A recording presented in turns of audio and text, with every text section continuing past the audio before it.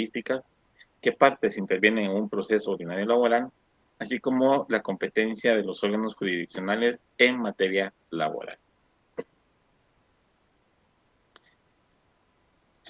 Para ir entonces haciendo ya una separación o hacer una diferencia, establecer algunas diferencias entre los derechos o el derecho individual en materia laboral y el derecho colectivo, mencionaremos entonces las que consideramos más importantes como diferencias entre ambas divisiones del derecho laboral.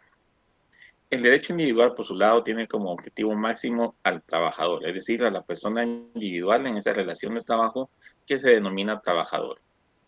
En contrario sensu, el derecho colectivo es la unión de estos trabajadores y la relación con el patrono, la que protege o la que tiene como objetivo tutelar. Es decir, no estamos ante una relación individual de trabajo, sino ante la unión de todos los trabajadores o de una gran mayoría de estos y la relación de estos con sus patronos. En el derecho individual,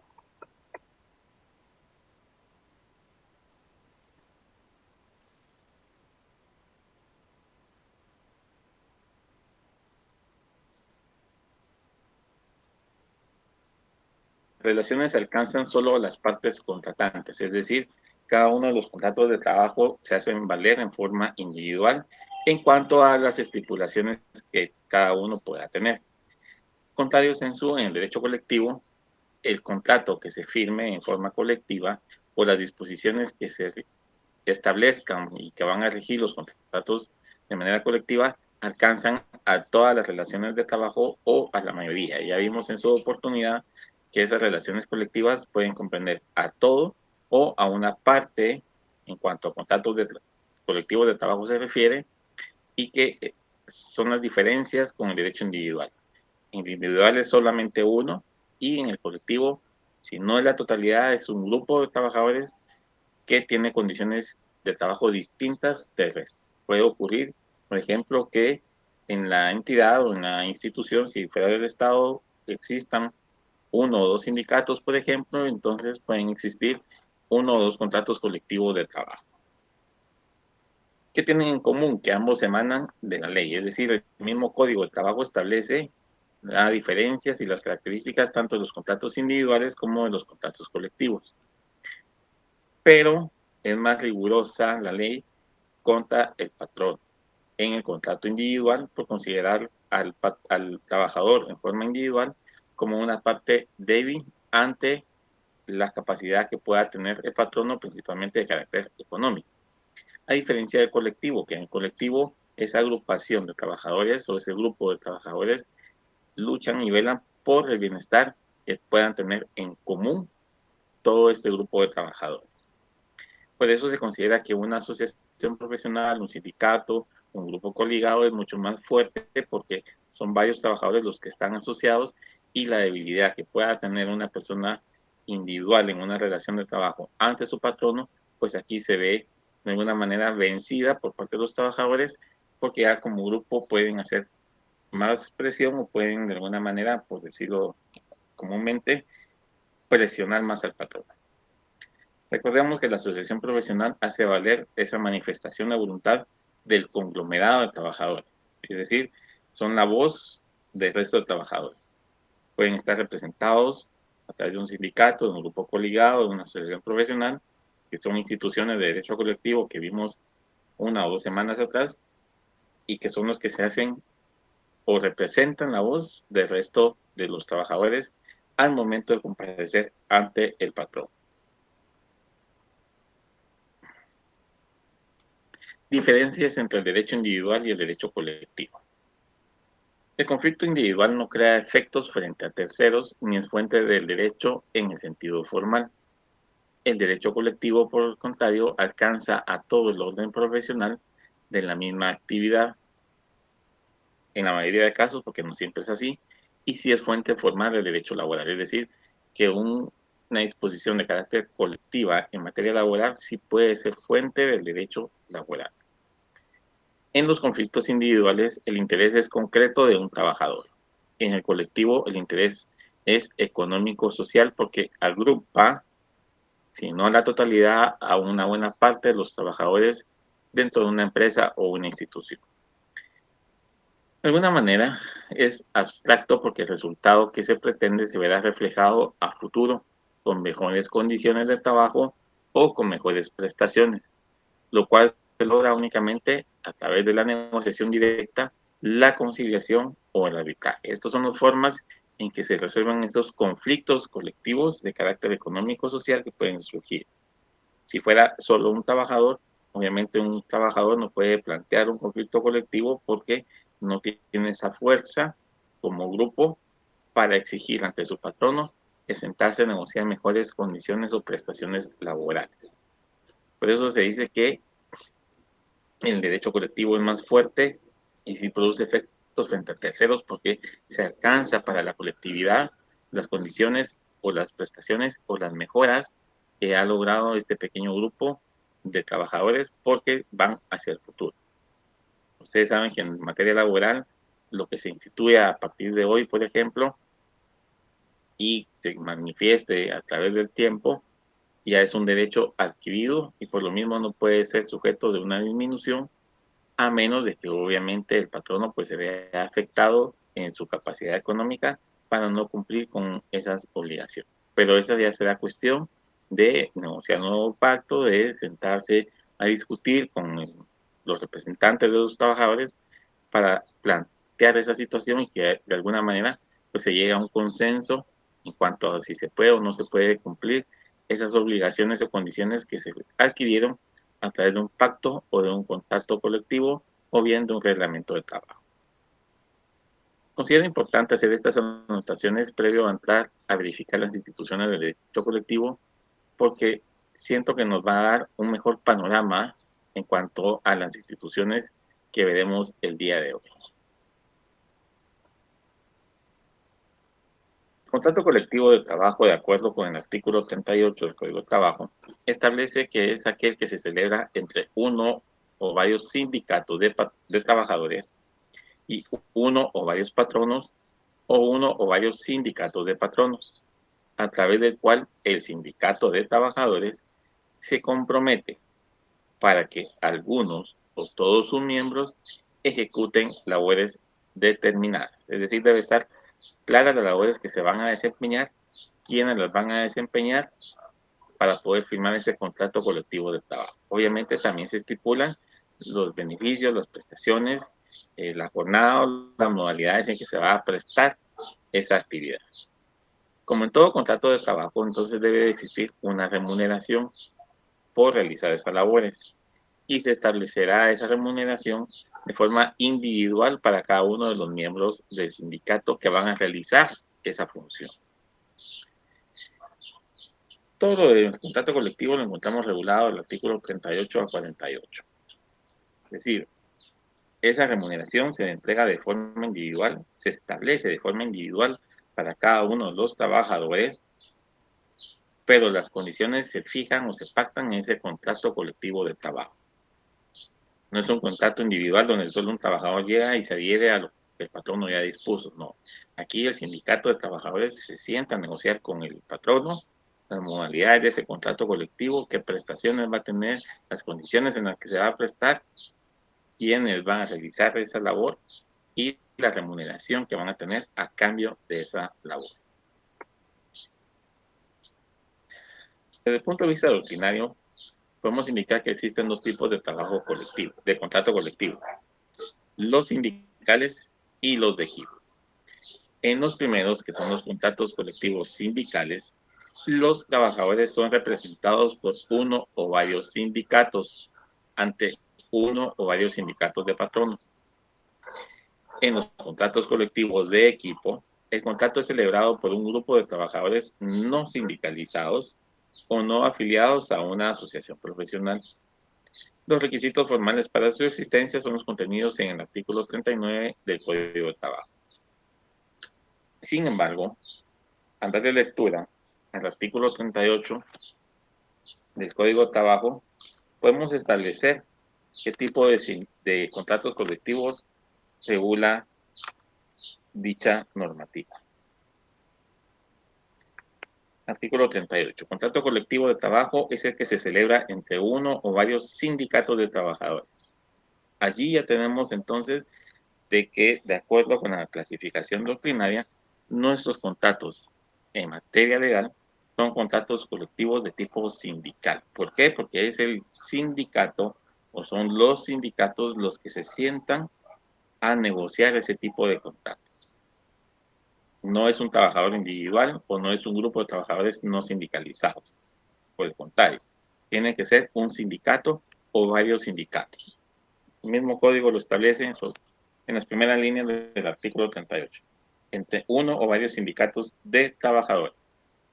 Si no existe un sindicato de trabajadores, no se puede firmar o contratar de forma colectiva en una institución o entidad particular. Los requisitos de todo contrato colectivo de trabajo son los establecidos en el artículo 39. Debe de celebrarse siempre por escrito, debe de firmarse en 3 ejemplares, uno para cada parte que representa esa relación de trabajo y el otro que queda obligado el patrono a enviar al Departamento Administrativo de Trabajo para su registro dentro de los 15 días posteriores a su celebración, modificación o novación. La existencia del contrato colectivo de trabajo solo puede probarse por medio del documento respectivo, es decir, esa copia impresa y escrita, firmada por todas las partes que intervienen en ese contrato colectivo. Si no está firmada, tampoco tiene validez. Si no está escrita, no está detallada, no tiene validez.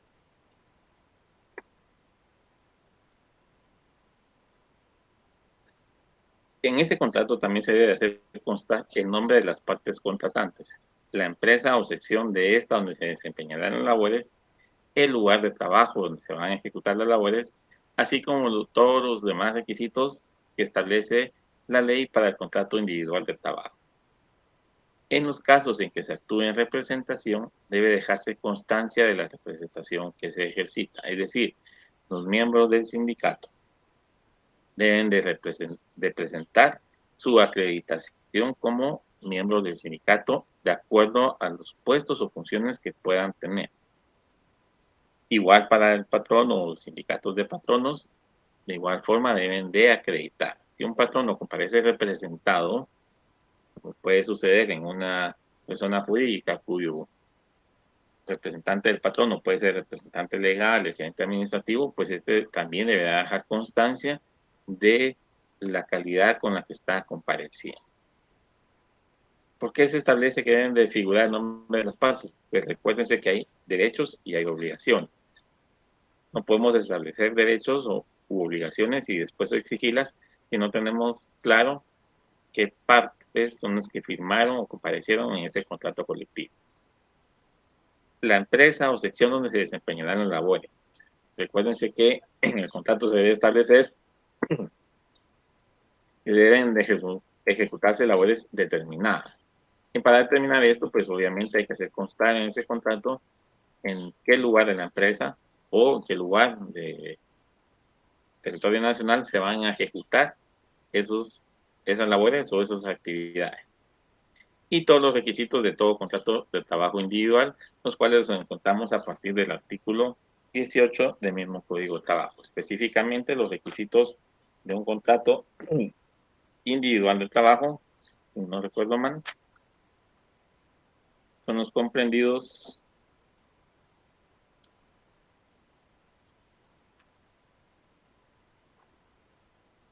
en el artículo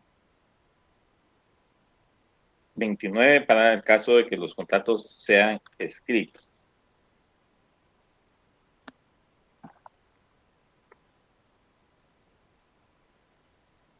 Quiero hacer ver entonces que si en la misma empresa hay varios sindicatos de trabajadores o varios trabajadores pertenecientes a varios sindicatos, pueden existir tantos contratos como sindicatos sean dentro de esa empresa.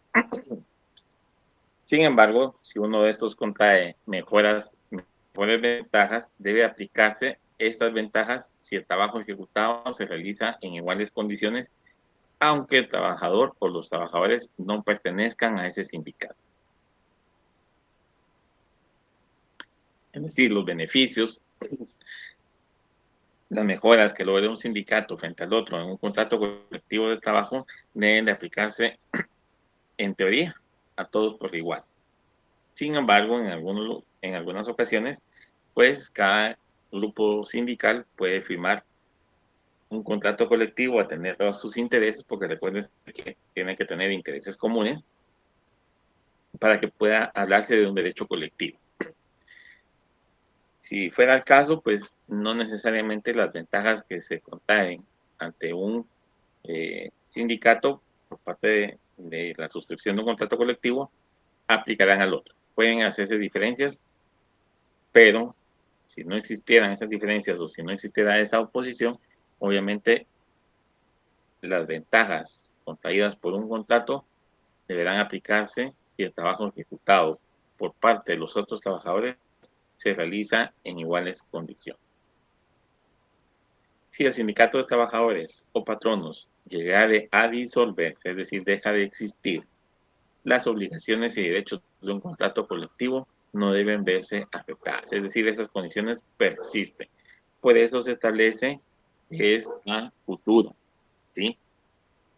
Es abstracto porque es a futuro que se visualiza ese beneficio que se va a obtener de la realización de ese trabajo. Y lo vemos de alguna manera es abstracto porque el resultado se verá reflejado a futuro. En un contrato colectivo de trabajo, ese beneficio que se obtenga con la suscripción de ese contrato va a verse a futuro. Exista o no exista el sindicato de, de trabajadores o de patronos o el patrono, si fuera el caso.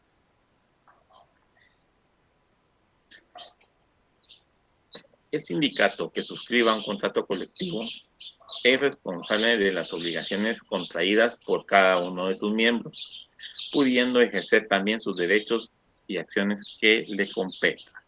Es decir, somos integrantes de un sindicato. Elegimos a nuestro comité consultivo, el comité tiene su representación, su acreditación, comparece ante el patrono, se sientan a negociar un contrato colectivo y se logra suscribir. Una vez suscrito ese contrato colectivo, somos responsables de cumplir cada uno de los integrantes de ese sindicato con las obligaciones que contraímos al suscribir dicho contrato. Obviamente, así como somos obligados a cumplir con ese contrato, también podemos ejercer los derechos que ese contrato nos va a otorgar o la protección que nos va a brindar o las mejoras que nos va a proporcionar. Obviamente, en una relación de trabajo, eso es de ambas vías. Yo cumplo con hacer mi trabajo bajo una dirección continuada, bajo una directriz del patrono, ¿a cambio de qué? De una remuneración. Lo mismo sucede en un contrato colectivo. Sindicato compareció en representación de los trabajadores o de un grupo. Se suscribe el contrato, empezamos a cumplir con nuestras obligaciones y también el patrono a cumplir con las suyas. Recuérdense que en una relación de trabajo, lo que para el trabajador es obligación, para el patrono es un derecho a exigir y viceversa. Si para el patrono es una obligación, yo como trabajador tengo derecho a exigir el cumplimiento de esa obligación. De la misma manera, el sindicato que sea parte de un contrato colectivo puede exigir su cumplimiento, así como el pago de prestaciones o indemnizaciones, pudiendo ejercer la acción contra sus propios miembros. Otros sindicatos parte, los miembros de otros sindicatos y cualquier persona que tenga obligación dentro de ese contrato. Es decir, si se comprometió el patrono, los sindicatos de patronos o un sindicato también de trabajadores a otorgar alguna prestación o a realizar alguna labor y no la está realizando, al momento de exigir el cumplimiento podemos pedir el pago de esas prestaciones que nos tenían que haber otorgado a cambio de la actividad que obviamente debimos haber hecho, o las indemnizaciones si en todo caso se causara alguna situación que motive la indemnización a que se refiere el Código de Trabajo.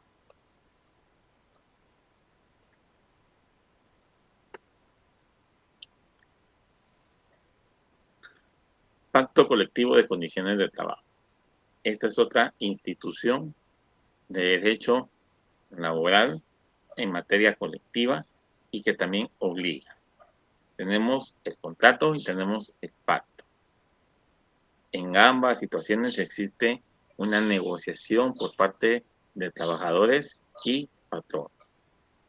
Vamos a ver entonces el pacto colectivo para ir tratando de establecer esas diferencias que pueden ocurrir entre uno y otro. El pacto colectivo en condiciones de trabajo es una institución que está comprendida por dos grandes aspectos. El primero de esos aspectos se refiere a las disposiciones generales y pactos colectivos de empresa o de centro de producción determinado. Esa es la primera clasificación que hace. Esto lo encontramos regulado en los artículos 49 a 53. Y el segundo tipo de pactos, dentro de la clasificación que hace el propio código, encontramos los pactos referentes a la industria de actividad económica o región determinada. Estos están regulados en los artículos 54 a 56 del mismo código. ¿Qué diferencias podemos encontrar entre uno y otro? En los pactos colectivos de empresa o de centro de producción determinada, por ejemplo, su plazo o el plazo de duración de esos pactos no puede ser mayor a los 3 años. Es decir, si a partir de hoy se constituye el pacto colectivo de condiciones de trabajo de un centro de producción determinado, este tendrá vigencia máxima de 3 años. Vencerá el 4 de septiembre de 2024, como máximo, como fecha máxima. Regularmente los pactos tienen una vigencia de 2 años. Y los segundos, es decir, los pactos colectivos de industria, de actividad económica o región determinada, el plazo aumenta como plazo máximo a 5 años. En ambos casos, el plazo de vigencia de los pactos no puede ser inferior a 1 año. Diferencia, el plazo de vigencia como máximo. 3 para los de empresa, 5 para los de industria. El mínimo para ambos casos es 1 año. Ambos instrumentos o ambos documentos tienen fuerza de ley para las partes que los suscriben. Siempre, que se cumplan con los requisitos para su existencia. Si no se cumplen con los requisitos, no puede ser obligada ninguna de las partes al cumplimiento del pacto.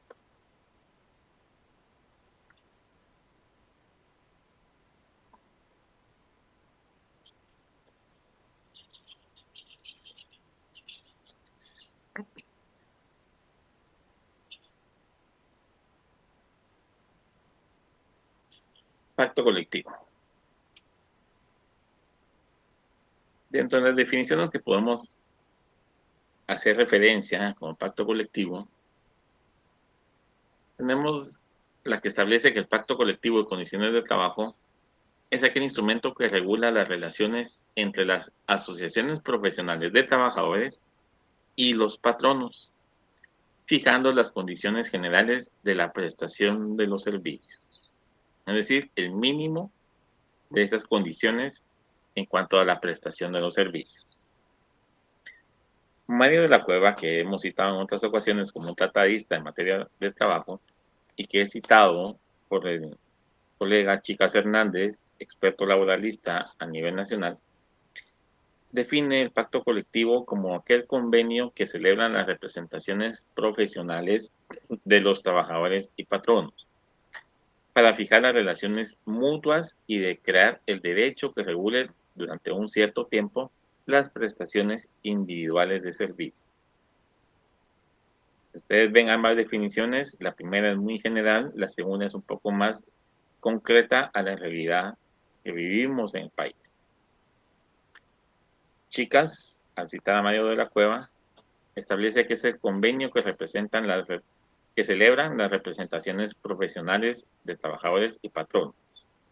En la definición anterior vimos que son las asociaciones profesionales de trabajadores y patronos los que fijan, los que suscriben ese pacto colectivo.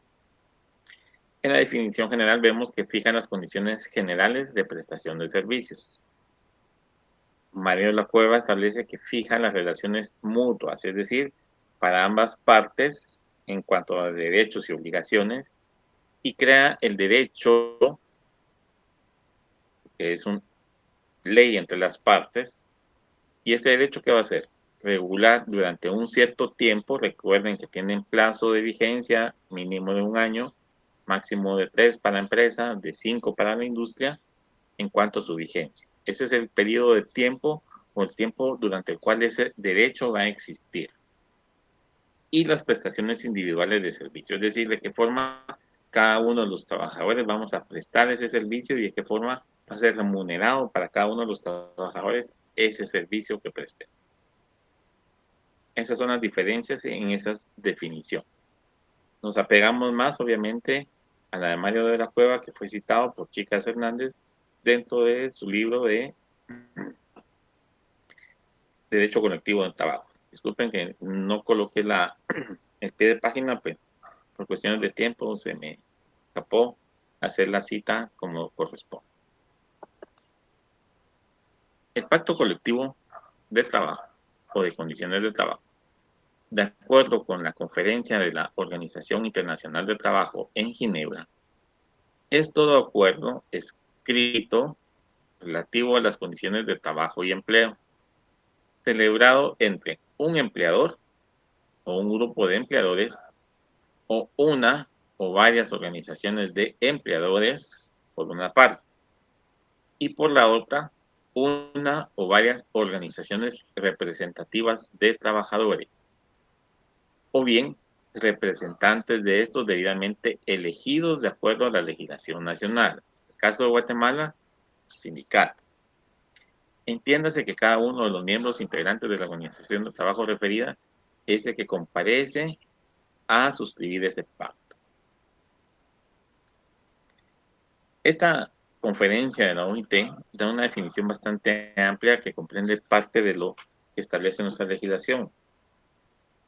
¿Por qué? Porque se celebra entre un empleador, patrono, un grupo de patronos o una o varias organizaciones, sindicatos de patronos, por una parte, y por la otra, una o varias organizaciones representativas de trabajadores, o bien de acuerdo a la legislación nacional.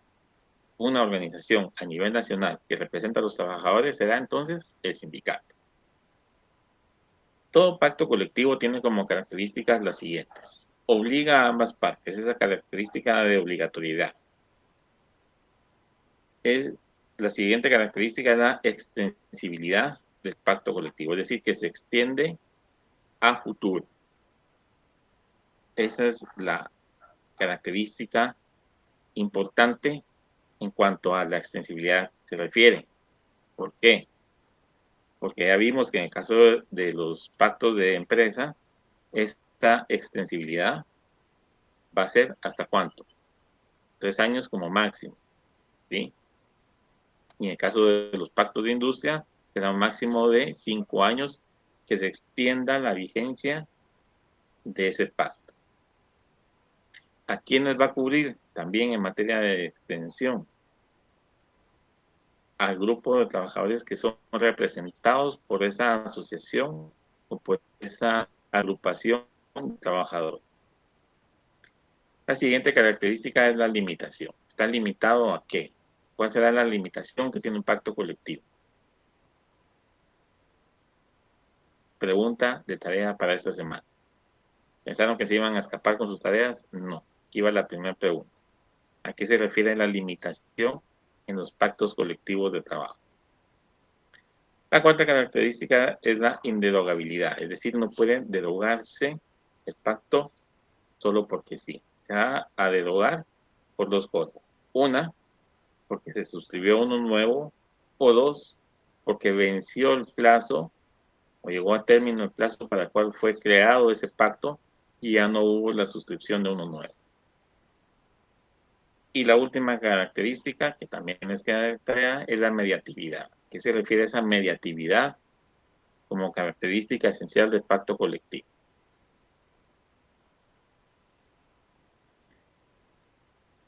Dentro del pacto colectivo de empresa o de centro de producción determinado, Encontramos la definición de este en el artículo 49 del Código de Trabajo.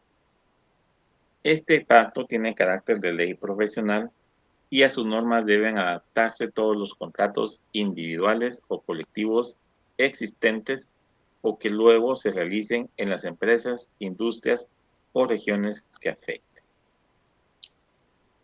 Artículo 49. Pacto colectivo de condiciones de trabajo, o sea, que se celebra entre uno o varios sindicatos de trabajadores y uno o varios patronos o uno o varios sindicatos de patronos con el objeto de reglamentar las condiciones en que el trabajo deba prestarse y las demás materias relativas a este. El pacto colectivo tiene carácter de ley profesional y a sus normas deben adaptarse todos los contratos individuales o colectivos existentes o que luego se realicen en las empresas, es decir, los contratos futuros, ya sea en la industria o la región que afecte.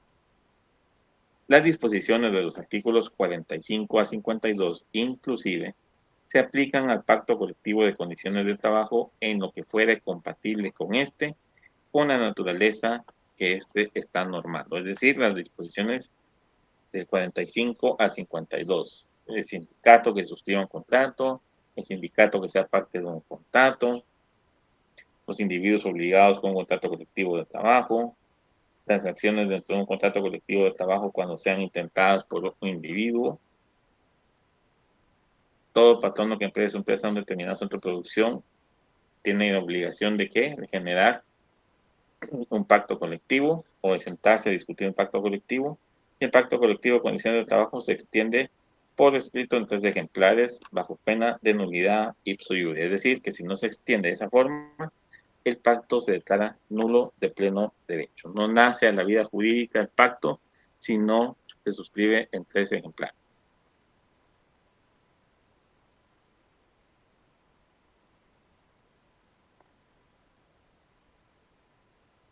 Los patronos tienen obligación de negociar un pacto colectivo de acuerdo con lo que regula el artículo 51 cuando los servicios de más de una cuarta parte de sus trabajadores sindicalizados produzcan o distribuyan su trabajo en varias zonas del país. Para el efecto deben de observarse lo dispuesto en dicho artículo. Artículo 51.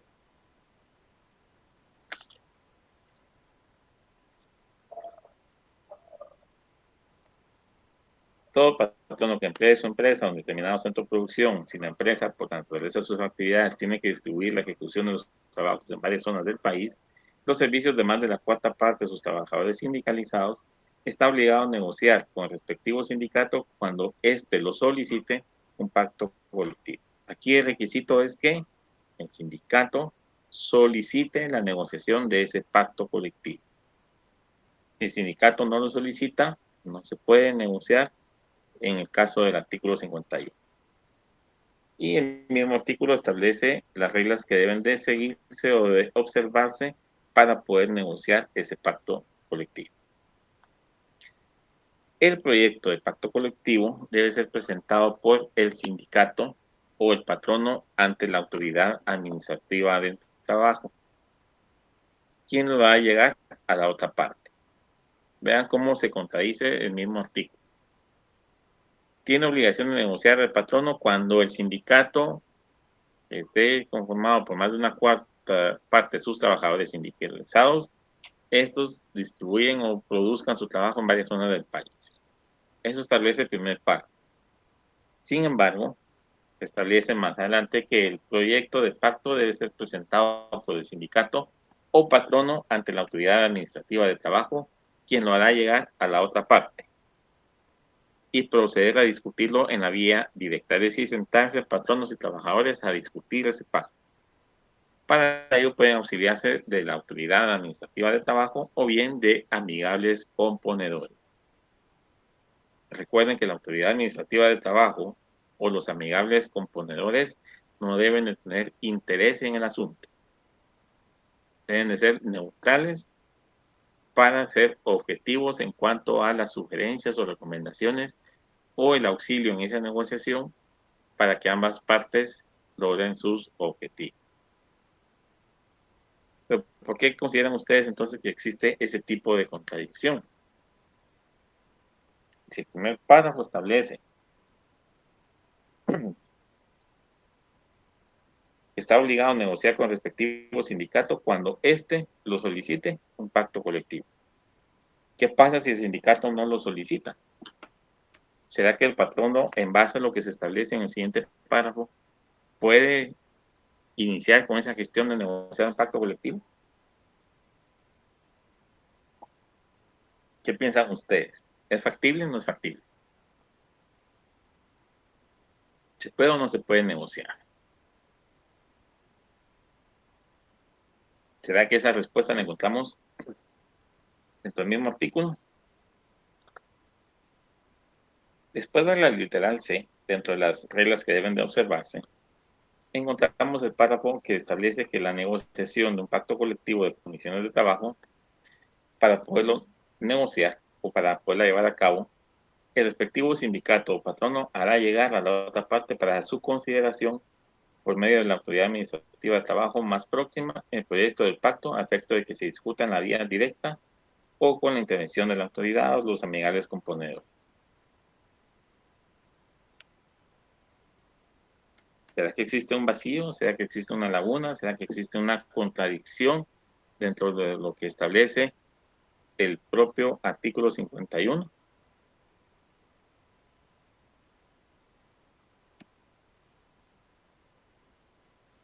Ustedes me dirán entonces, a través de sus respuestas en el correo, ¿qué tomamos en cuenta?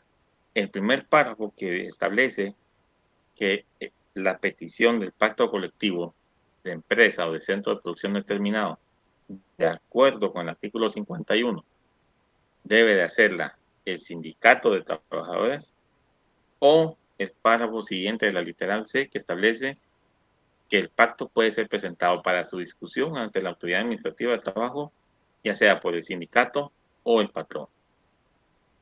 ¿Será que el patrón no está facultado para solicitar la negociación de un pacto en este caso? ¿O será que solo el sindicato, de acuerdo con lo que establece el artículo 51 de su primer párrafo?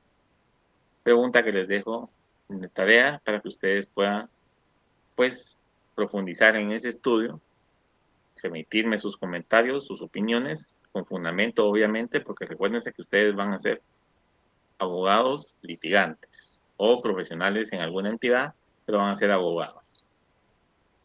Y es cierto, existe el principio de iura nobis curi. Acuérdale los hechos que él conoce el derecho. Pero en algunos casos los jueces piden fundamentación. ¿Y qué van a hacer ustedes? ¿En qué se van a fundamentar? Primer o segundo párrafo.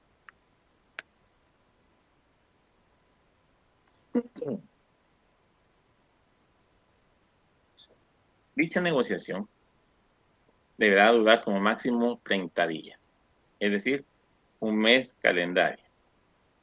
Vencidos esos días, sin que se logre llegar a un acuerdo, cualquiera de las partes puede plantear el conflicto colectivo correspondiente. Esto para resolver lo que aún se encuentre en discordia y que no haya sido resuelto a través de esa negociación en la vía directa. Para tal efecto, entonces, al momento de plantear el conflicto colectivo, debe acompañarse de pliego de peticiones. ¿Y qué es el pliego de peticiones? Que muchos lo hemos oído mencionar, pero pocos lo conocemos. Ese pliego de peticiones es el documento que comprende las interrogantes que se plantearán a la otra parte para poder establecer que efectivamente no existe acuerdo en ciertos puntos. Recuérdense, para ustedes que ya hicieron su práctica laboral o que ya hicieron alguna pasantía, que existen plicas, existen pliegos de peticiones. La plica es el sobre. El pliego de petición es el interrogatorio que se va a dirigir. Existen formalismos para dirigir ese interrogatorio, que las preguntas deben de ir dirigidas en sentido afirmativo y que no deben de ser sugestivas y todo lo que demás que establece el Código Procesal Civil y Mercantil.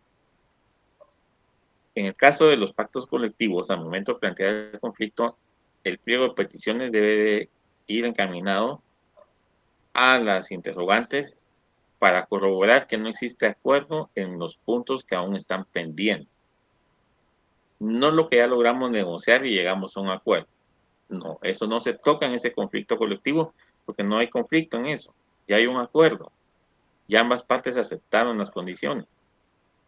Vamos a ir a pelear en ese conflicto colectivo lo que no hemos logrado ponernos de acuerdo. Estos conflictos colectivos entonces se resolverán de acuerdo a los procedimientos regulados en el propio Código de Trabajo. Hay un procedimiento que establece el Código de Trabajo para resolver esos conflictos colectivos, regularmente de carácter económico-social. Las condiciones que deben estipularse en todo pacto se encuentran reguladas en el artículo 53 del Código de Trabajo. ¿Y qué establece ese artículo 53 en cuanto a las condiciones? En el pacto colectivo de condiciones de trabajo debe estipularse lo relativo a las profesiones, oficios, actividades y lugares de trabajo que comprenda el pacto. La duración del pacto y el día en que debe comenzar a regir. Recuerden que mínimo es de un año, máximo 3 para las empresas, 5 para la industria, para la vigencia del pacto. Las demás estipulaciones legales en que convengan las partes, como las relativas a jornada de trabajo, descansos, vacaciones, salarios o salarios mínimos, y el lugar y fecha de la celebración del pacto y las firmas de las partes o de los representantes de este. La denuncia de un pacto colectivo de condiciones de trabajo no implica la terminación ni disminución de los beneficios contenidos en este. La denuncia se refiere a la petición que se formula antes del vencimiento para poder continuar con la vigencia de ese pacto. Su único efecto es dejar en libertad a las partes para negociar un nuevo pacto. Es decir, que con la denuncia presentada, que consiste en acudir a la autoridad de trabajo para establecer la vigencia y la prórroga del pacto colectivo de condiciones de trabajo, lo único que faculta es negociar nuevas condiciones. El pacto en sí no pierde su vigencia una vez presentada la denuncia. La denuncia se debe presentar por lo menos 30 días antes del vencimiento del pacto. Entonces, si fijamos el pacto de la empresa con 3 años como máximo y sabemos que va a vencer el 4 de septiembre de 2024, hay que denunciar ante la autoridad administrativa de trabajo dicho pacto. ¿Cuándo?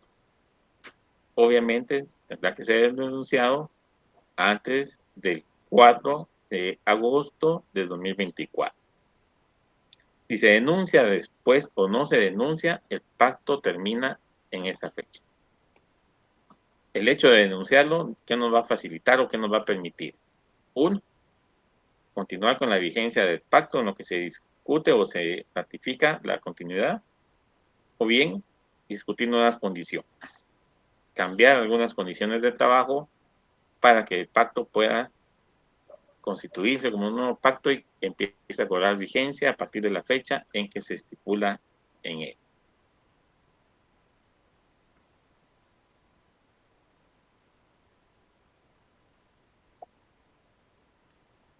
Vamos a hacer un poquito de marcha hacia atrás y vamos a establecer o a recordar las dos preguntas que les dejé como tarea. ¿A qué se refieren las características de extensibilidad y de mediatividad dentro de un pacto colectivo de condiciones de trabajo? Es cuestión más doctrinaria que legal, creo yo. Ustedes sabrán, ustedes me dirán en su respuesta si existe algún fundamento en cuanto a esas características de todo pacto colectivo de condiciones de trabajo. Recuérdense que la definición que dio la OIT en esa conferencia es muy parecida a la que contempla nuestra definición, nuestra legislación, perdón. Entonces, por lo mismo, es de considerar si los pactos colectivos en Guatemala, de acuerdo a la ley, tienen esas características y el fundamento de esto.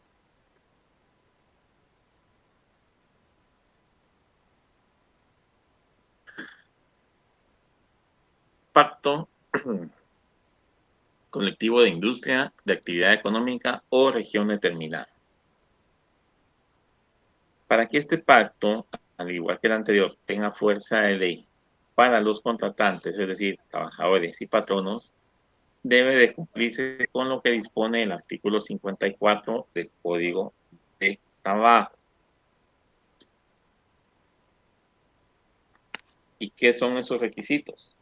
Vamos a mencionar algunos de los que comprende dicho artículo.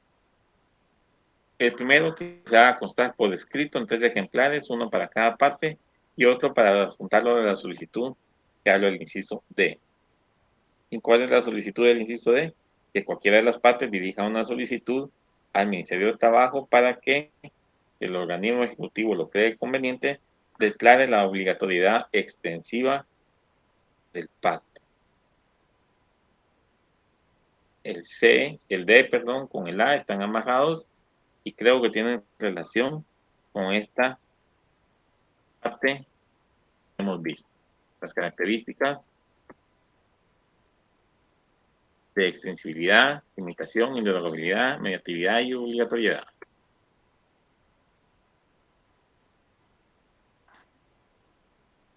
Otra situación que debe de cumplirse o de observarse es que esté suscrito por el sindicato, o grupos de patronos que tengan a su servicio las 2/3 partes de los trabajadores que en ese momento se ocupen en ellas, es decir, en la industria, en la actividad económica o en la región determinada. El mínimo de trabajadores son 2/3 partes.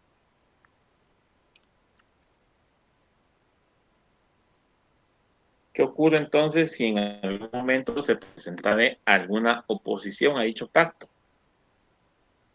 Esa oposición debe de plantearse o de presentarse 15 días después de la última de las 3 publicaciones que ordena la ley, que debe de efectuarse dentro del trámite del pacto colectivo de industria, de actividad económica o región determinada.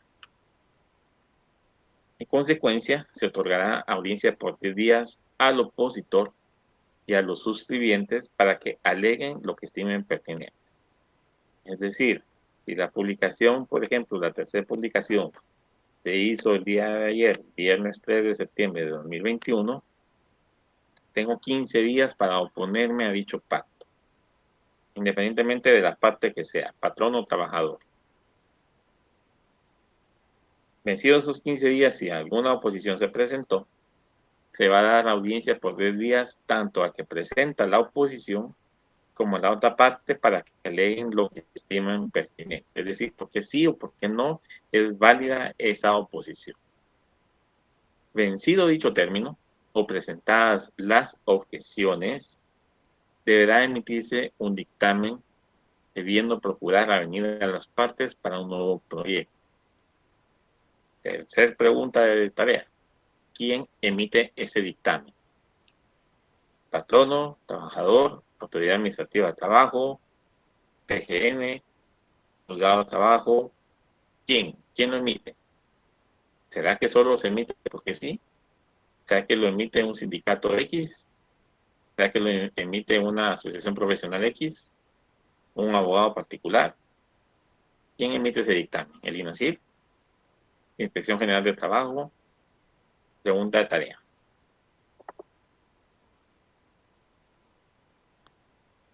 Quedamos entonces que el plazo de vigencia de ese pacto de industria, actividad económica o región determinada es de 1 como mínimo a 5 como máximo.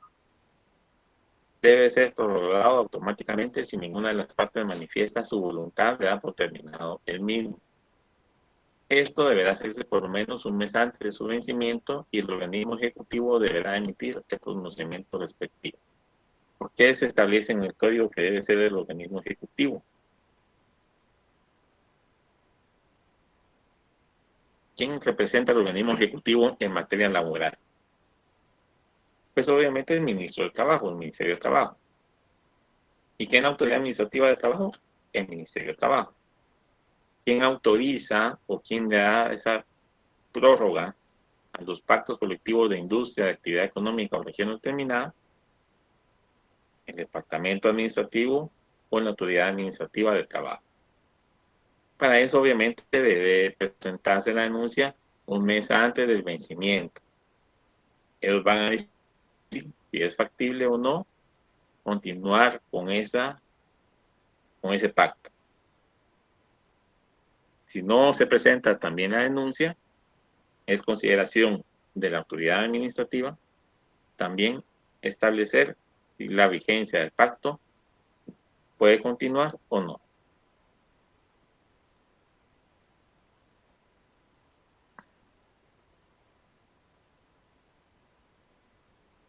Como diferencia entre el contrato colectivo y el pacto colectivo de trabajo, podemos indicar que el primero existe en una típica relación de dependencia, de una parte hacia la otra.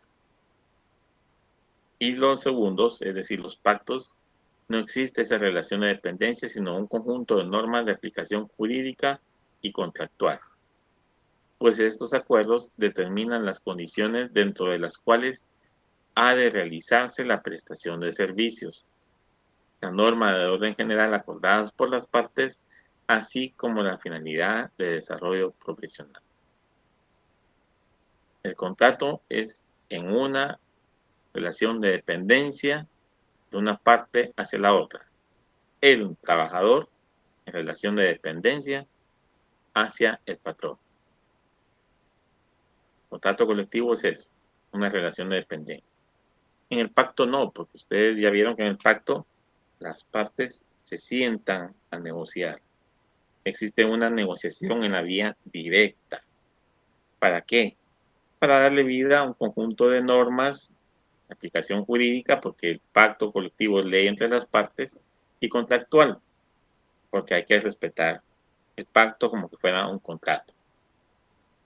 Estos acuerdos determinan que las condiciones en que debe prestarse el servicio, la remuneración que se va a tener y las normas de orden general acordadas por las partes, descansos, vacaciones, días de asueto, días de feriado, día del empleado, bonificaciones adicionales a las de ley o beneficios y todo lo que se acuerde entre esas partes dentro de ese contrato que es el sinónimo del pacto colectivo.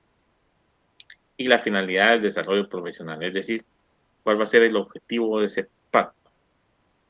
En algunos pactos existe como finalidad el desarrollo profesional a través de quién, de la academia. Es decir, va a haber una capacitación, va a haber una oportunidad de darle al trabajador un estudio. Ese es un desarrollo profesional. Va a existir la posibilidad de que se logre una maestría, un profesorado, un técnico, una licenciatura en menos tiempo, como parte del desarrollo profesional de los trabajadores como consecuencia de un pacto colectivo. Puede estipularse y en algunas entidades existe. En algunas entidades del Estado, Ministerio de Gobernación, Ministerio de Agricultura, Secretaría de Bienestar Social, producto de los pactos colectivos, se ha logrado que las entidades negocien con alguna universidad privada algún tipo de capacitación de licenciatura en menor tiempo, de maestría en plazo de un año. ¿Para qué? Profesionalizar a los trabajadores.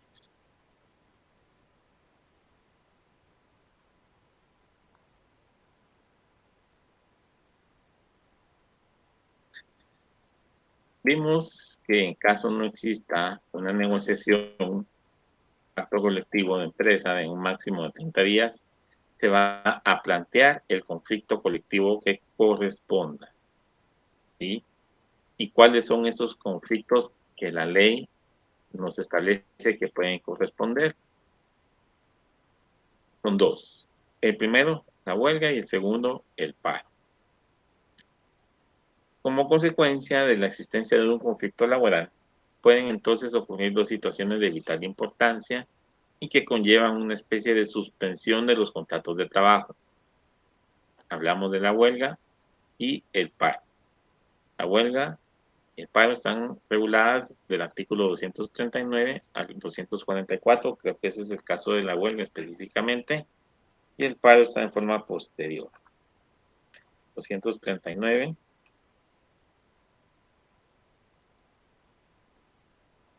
a 244 la huelga y el paro 245 a 252. Las disposiciones comunes para ambas situaciones de conflicto, tanto huelga como el paro, 253 a 256. Veamos entonces, para comenzar, la huelga. Artículo 239.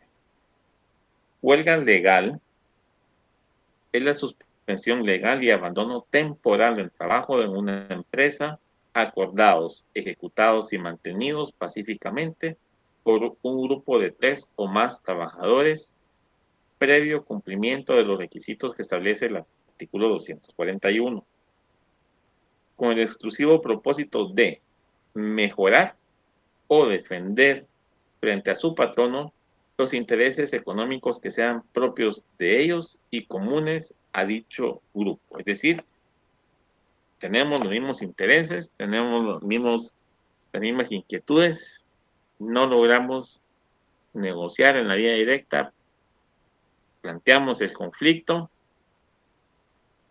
no se llegó a ninguna solución, nos vamos a la huelga. Entonces, ¿qué implica la huelga? Una suspensión temporal de labores. Por eso les coloqué que es una especie de suspensión de los contratos de trabajo. Esos están regulados, ya los vimos en qué consiste una suspensión de un contrato de trabajo. Y en el caso de la huelga, es una equiparación a esa situación. La huelga legal implica que se debe de ejecutar esta por un grupo de 3 o más trabajadores de forma pacífica. No puede haber lucha, no puede haber un conflicto, porque entonces ya no es una huelga declarada legalmente. ¿Cuál es el fin de esa huelga? Las mejoras o la defensa de los intereses económicos de los trabajadores. ¿Frente a quién? Frente a su patrón. Para Manuel Osorio, la huelga es el medio de lucha directa empleado por los trabajadores en defensa de sus intereses y sus reivindicaciones, consistente en el abandono colectivo del trabajo. Es decir, en forma colectiva nos vamos todos los trabajadores a luchar en contra del patrono. ¿A través de qué? El abandono de esas actividades laborales. ¿Por qué? Porque estamos defendiendo nuestros intereses y pretendemos reivindicación de aquellos que han sido vulnerados o afectados. Para el maestro Mario López Larrade, tratadista nacional, puede definirse como la suspensión de actividades acordada y ejecutada por una mayoría de los trabajadores en una o varias empresas, establecimientos o lugares de trabajo, ejercitadas como medio de presión contra uno o varios empleadores, con el objeto de obligarlos a que acepten sus peticiones, que pueden ser de carácter económico-social o bien jurídico. Esa es la definición que da el maestro Mario López Larrade, tratadista en materia laboral en Guatemala. La definición legal la vimos ya en el artículo 239 y las características que debe tener esa huelga. Ser ejecutada por 3 o más trabajadores, es una suspensión y abandono temporal del trabajo en una empresa, mantenida de forma pacífica. ¿Con qué objetivo? Mejorar o defender ante el patrono los intereses económicos propios de ellos y comunes a dicho grupo. Para el efecto hay que cumplir entonces con los requisitos que regula el artículo 241 del Código de Trabajo. ¿Cuáles serán estos requisitos?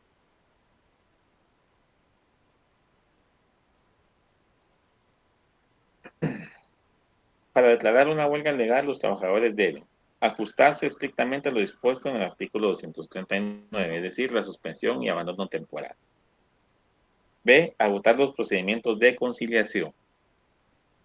No podemos irnos a la huelga si no hemos conciliado ese conflicto. C, constituir la mitad más uno del total de los trabajadores que laboran en la respectiva empresa, empresas o centro de producción y que han iniciado su relación laboral con antelación al momento de plantearse el conflicto colectivo de carácter económico o social. Vean este requisito que es muy importante. La mitad más uno de todos los trabajadores que existieran en la empresa al momento en que se planteó el conflicto colectivo de carácter económico o social. No después de ese conflicto. Si la huelga no es apoyada por la mitad más uno de los trabajadores que estaban antes del conflicto, esta no puede ser declarada legal. Para este recuento deben incluirse los trabajadores de confianza y los que representen al patrono. Aquí se incluyen a todos, perdón, no deben incluirse. ¿Por qué? Porque obviamente un trabajador de confianza o un representante del patrono va a estar siempre del lado del patrono. Un gerente general, un gerente administrativo, el jefe de recursos humanos, obviamente son puestos de confianza y estos van a estar casi siempre del lado del patrón. Por eso no se deben de tomar en cuenta para el cumplimiento de esos requisitos.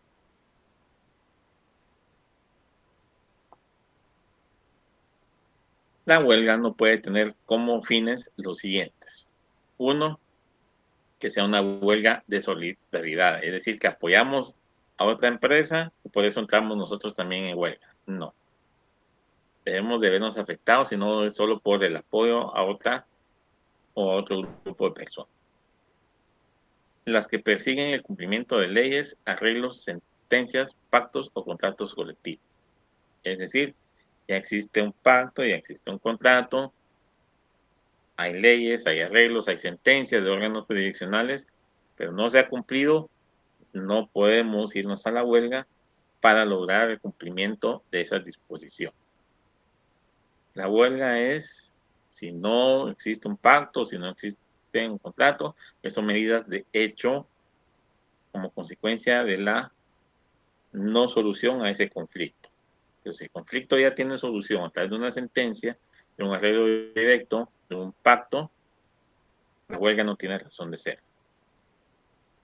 La siguiente es que tengan por propósito motivos que no sean propios de los trabajadores en común, sino individuales. Es decir, a mí no me conviene lo que negociaron, yo me voy a la huelga. No, no puede tener ese fin la huelga porque no se beneficia en lo individual, sino los intereses propios y comunes a la colectividad de los trabajadores.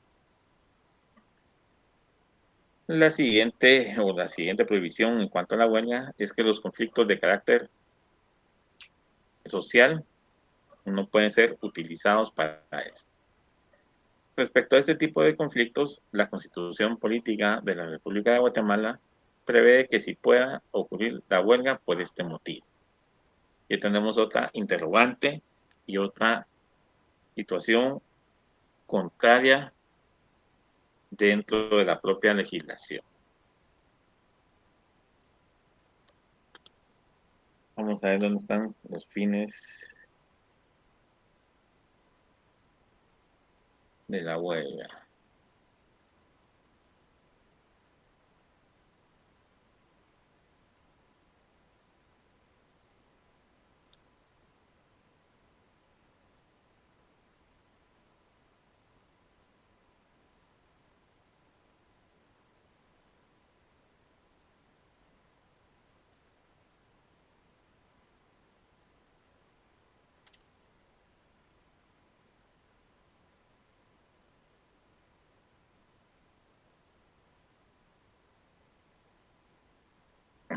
Se me perdió esto.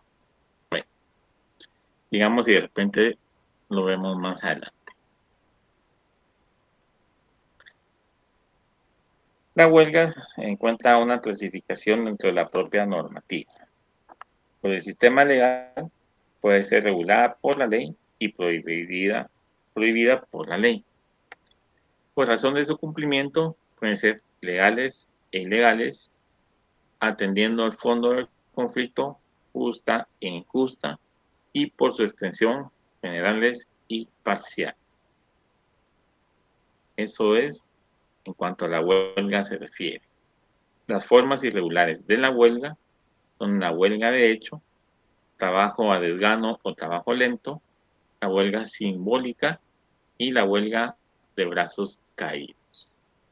Acá tienen ustedes un enlace. Vamos a ver si podemos ampliar un poco esta diapositiva para que ustedes puedan verlo de mejor manera.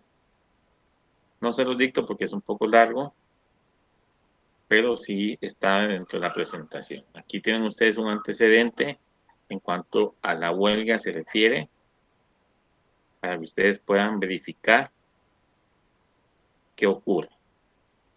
Esto está relacionado con la ley reguladora de la huelga para los trabajadores del Estado, la ley de sindicalización y regulación de la huelga para los trabajadores del Estado. A eso se refiere este enlace y creo que menciona algo, tiene relación con alguna situación ocurrida en la gobernación de Huehuetenango.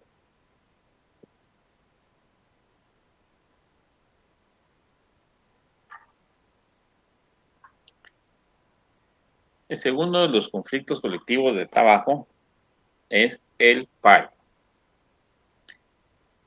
El paro está regulado a partir del artículo 245 al 252, como ya lo vi. Esta situación también debe de haber sido declarada de forma legal y consiste en la suspensión y abandono temporal del trabajo de forma ordenada y durante algún tiempo por parte de uno o más patronos de manera pacífica. Aquí el propósito del paro es defender el patrono, defenderse el patrono ante sus trabajadores, defender sus intereses económicos, propios o no, pero sí comunes si fueran varios los patronos.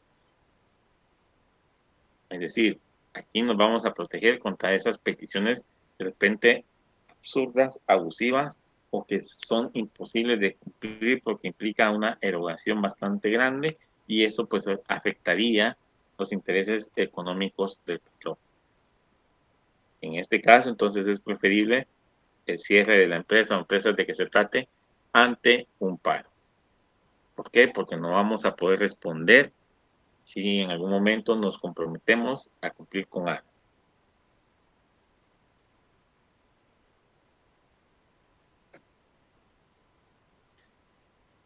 Dentro de la doctrina, el paro también es conocido como lockout, expresión que puede interpretarse como cerrar la puerta hacia afuera.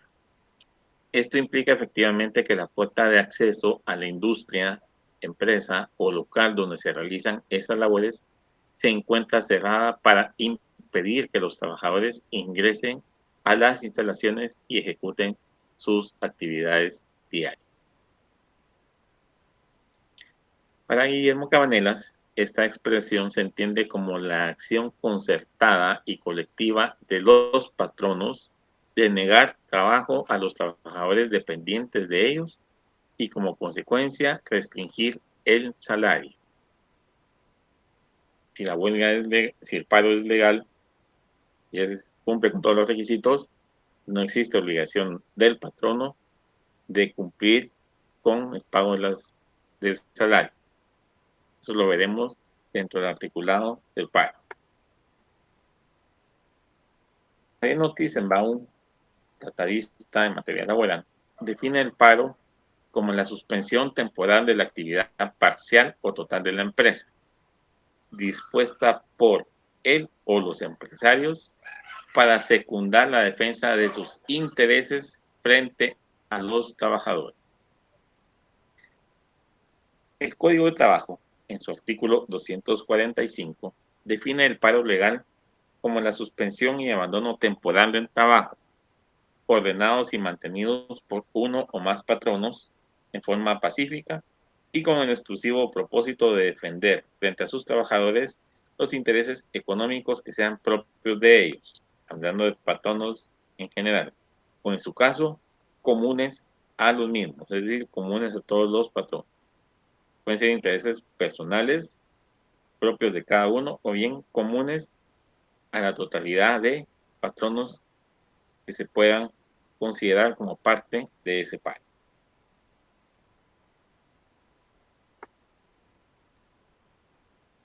La Constitución Política de la República de Guatemala reconoce el derecho de la huelga y el paro de conformidad con la ley, debiendo agotarse los procedimientos de conciliación.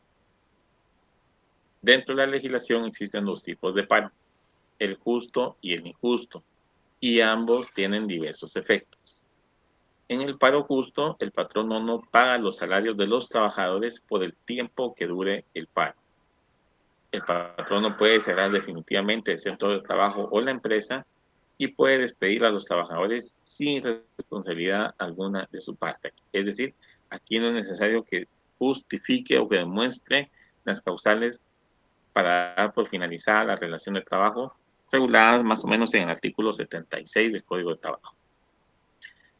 Si el paro es injusto, la empresa debe reiniciar labores, se deben de cancelar los salarios correspondientes por el tiempo que duró todo el paro, continúan vigentes los contratos de trabajo, deben de cancelarse de igual manera las prestaciones que no fueron efectuadas o que no fueron canceladas por la suspensión de las actividades por parte del patrono, así como el aguinaldo, las vacaciones y la bonificación anual. Recuerden que en el 77 están reguladas las causales para dar por finalizada de manera justa el contrato de trabajo, pero estas, en el caso de que el paro sea justo, no es obligación del patrono probar esas causas justas para finalizar o despedir a sus trabajadores. Solamente si es injusto, deberá de demostrar. El paro es justo y se cumplen los requisitos para ser declarado justo, no existe responsabilidad de ningún tipo. Con esto entonces estamos dando por terminado el tema de los conflictos colectivos de trabajo.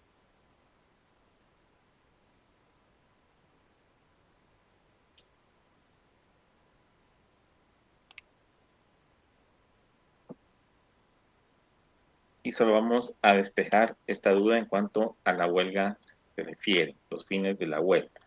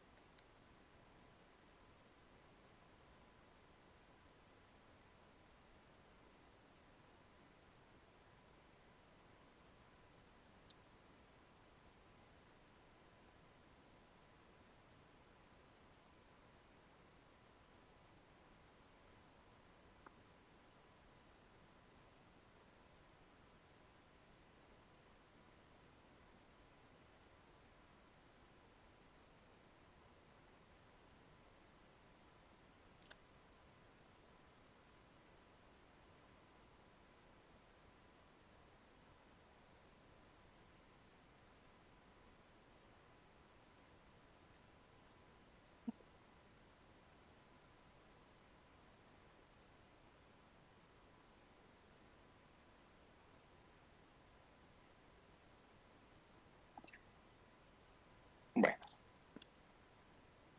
no, no ubiqué dentro del código, creo que es solo una disposición de la Constitución en cuanto a que si puede ocurrir una huelga por motivo de carácter social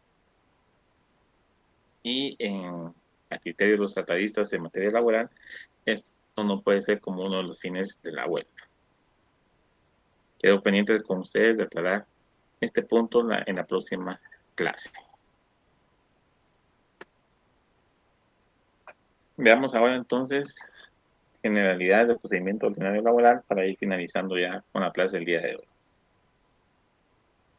El procedimiento ordinario laboral es un juicio de conocimiento que pretende la aclaración de uno o varios derechos por parte del órgano jurisdiccional y la naturaleza del mismo es pública.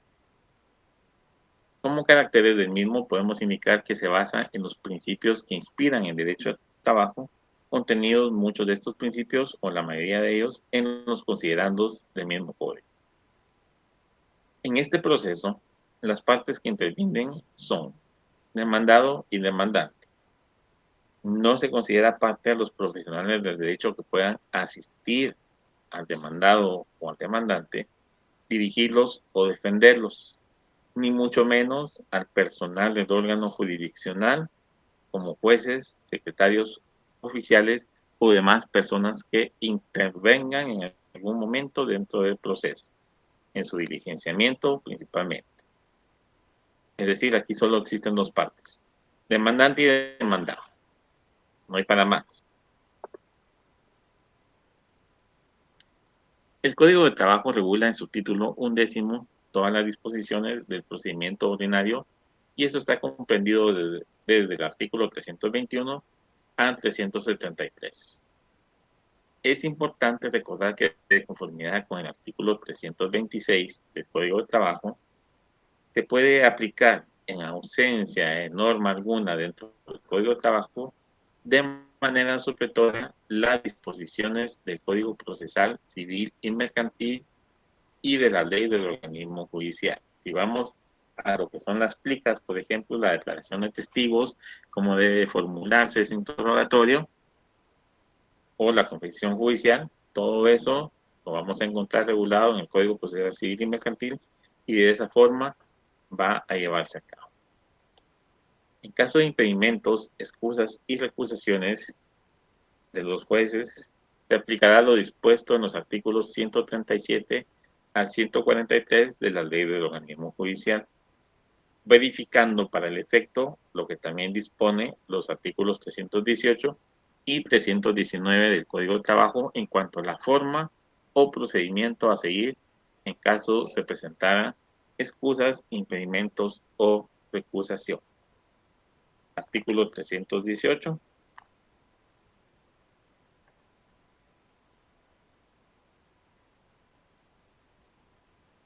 Capítulo 6. Impedimentos, excusas y recusaciones. Lo establecido en los artículos 137 a 143 de la Ley del Organismo Judicial es aplicable a los tribunales de trabajo y previsión social. Las partes tienen derecho de pedirle al juez que se excuse y el de recusarlo con expresión de causa legal en cualquier estado de juicio. Esta disposición nos rige para los tribunales de conciliación y arbitraje que se regularán por lo establecido en el capítulo respectivo.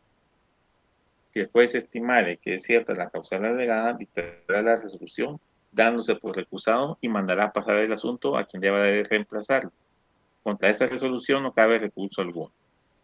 Si el juez estimare que no es cierta la causal o que no da lugar a la recusación, lo expresará así en auto razonado y mandará pasar el asunto a la sala de apelaciones jurisdiccional, la que deberá resolver dentro de 24 horas de recibido los autos. Si dentro de ese término alguna de las partes pierde la recepción de pruebas, las que deberá individualizar, se recibirán en audiencia verbal que se verificará dentro de un término de 3 días, pasados los cuales, dentro de 48 horas, se resolverá. Y el artículo 319 les queda de lectura porque es bastante extenso y por cuestión del tiempo ya no podemos finalizar con él. Dentro del Código de Trabajo también se estipulan algunas reglas de competencia, al igual que lo regula la ley del organismo judicial. En el caso de la ley del organismo judicial, en el artículo 62 establece que la competencia de los tribunales, al indicar que solamente pueden ejercer su potestad en los negocios y dentro de la materia y territorio que se les hubiere asignado. Es decir, no pueden conocer otros asuntos fuera de la materia y el territorio que les fuere asignado. Esta es la jurisdicción y la competencia. La competencia primero porque es cuestión de la materia y el territorio que es la jurisdicción. El Código de Trabajo en su artículo 291 establece que asuntos pueden ser sometidos a conocimiento de los jueces de paz en materia laboral y el 292 los que atañen a los jueces de instancia. En el 293 se establece la competencia de los tribunales de conciliación y arbitraje y la manera en que estos se integran. Estos tribunales son una especie de tribunal mixto y pretenden mantener un justo equilibrio entre los diversos factores de la producción. ¿Por qué? Se integra un tribunal de conciliación y arbitraje por patronos, trabajadores o representantes de estos y el juez de trabajo. El procedimiento para resolver las cuestiones de jurisdicción y competencia está regulado en los artículos 307 a 315 del Código de trabajo.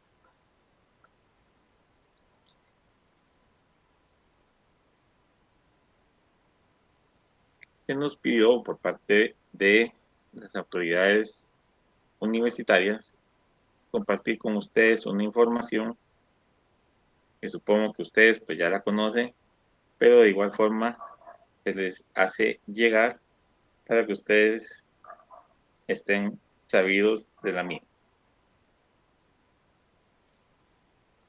Número de carnet correcto. Para las evaluaciones virtuales es importante que ustedes incorporen o ingresen a su evaluación con su número correcto de carnet. Para el efecto, este está comprendido de la siguiente forma. Los primeros dos dígitos que hacen referencia al año en que ustedes se inscribieron inicialmente en la universidad, es decir, la primera inscripción que ustedes hicieron. La segunda cifra, comprendida por 3 dígitos, corresponde al número de la sede en la cual ustedes se inscribieron en esa oportunidad. Como entiendo que muchos ya están con pensión cerrado o en alguna situación muy parecida, obviamente ya sabrán cómo se identifica o cómo se divide el carnet o el número de carnet que les fue dado en su momento. Y la siguiente cifra, que se compone de 4 dígitos, es el número correlativo que les fue asignado como estudiante. Esta información la deben ingresar ustedes siempre cuando comparezcan a una evaluación virtual, cuando comparezcan a hacer un trámite, cuando comparezcan a tener acceso a su correo institucional o el correo que la universidad les proporcionó para todos los trámites, evaluaciones y demás situaciones. Por favor, si alguien ingresa mal un número y pretende examinarse o pretende hacer alguna gestión, esta no será válida porque deben ingresar de manera correcta su número de carnet. Por último, y para finalizar la clase del día de hoy, se colocan como siempre las 10 interrogantes que se sugiere que ustedes puedan dar lectura, no lectura, sino dar respuesta para corroborar la comprensión del tema de la semana y con eso pues reforzar sus conocimientos. Recuerden que estas preguntas no son las que se presentan en los exámenes parciales, son totalmente distintas a las que se presentan en esas evaluaciones parciales y por lo mismo pues estas en algún momento no van a ser incluidas. Estas son colocadas solo para que ustedes tengan un punto de partida en cuanto a la corroboración de la información que se les pudo haber dado y que ustedes pueden obtener a través del estudio. Quedamos pendientes entonces con lo relativo a la huelga en la Constitución y Código de Trabajo, solo la Constitución, situación que resolveremos entonces la otra semana. Se agradece la atención prestada a mi persona el día de hoy. Espero que nos podamos conectar y estar presentes la próxima semana para el tema de la semana 9 y acercarnos cada vez más a su segundo examen parcial. Tengan ustedes un buen descanso y pasen feliz noche.